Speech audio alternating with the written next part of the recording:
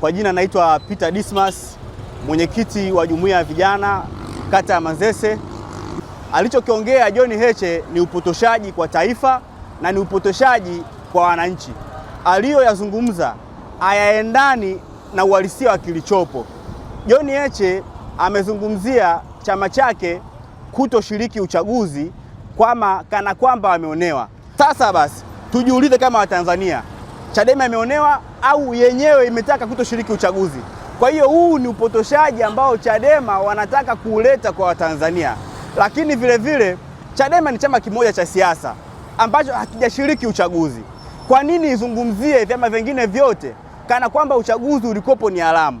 Anasema uchaguzi ni haramu kwa sababu gani? Kwa sababu vyama vimeshiriki 17 na uchaguzi umefanyika tarehe 29.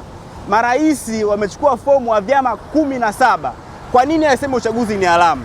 Kwa hiyo hapa tunaona ni jinsi gani mwenyekiti wa Chadema anavyolipotosha taifa.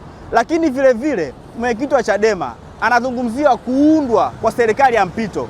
Ndugu wa Tanzania, huu ni uhaini wa hali ya juu, kwa sababu hauwezi kuunda serikali ya mpito kwa uchaguzi ulioenda kidemokrasia.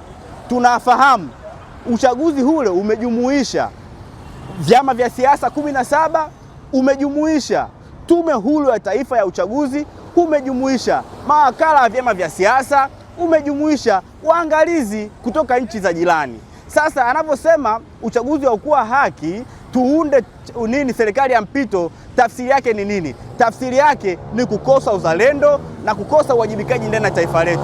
Mimi kama mwenyekiti wa jumuiya ya vijana kata ya Manzese nasema kauli ya John Heche ipuuzwe, kwa sababu haina mlengo mzuri katika taifa letu.